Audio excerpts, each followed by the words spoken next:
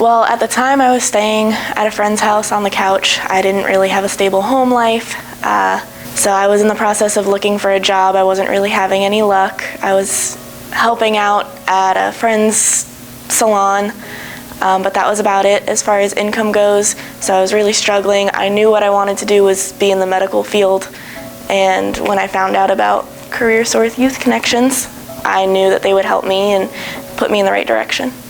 My brother was born with a genetic condition, so ever since he was born with that and we found out what it was, I always knew that I wanted to be in the medical field and help kids like him.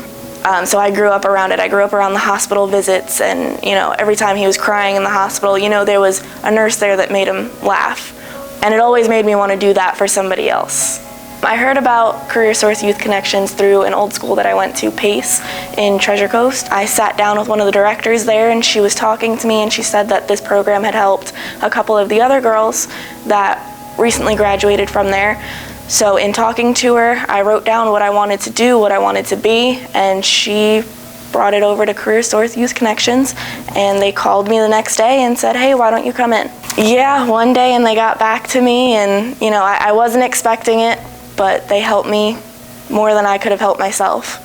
Yeah, when someone said that I should call here, I kind of thought it wasn't gonna add up to anything. It was just gonna be another dead end. So, when they said oh, reach out to this program, I'm thinking, all right, I'll reach out, but it's probably not gonna go anywhere. Well, I met Melanie, and she understood the situation I was in. She was there for me. She let me vent to her, so that was another plus. It wasn't just about, well, let's get you into school. It was, I'm sorry to hear about what you're going through in your home life. We'll figure it out. And why don't we get you into school and see what we can do? And so she was able to help me with the tuition and get me into TCMI, which was an amazing program. Paying the tuition, it was a big burden off my shoulders. I didn't have to worry about, well, I can't afford to go to school.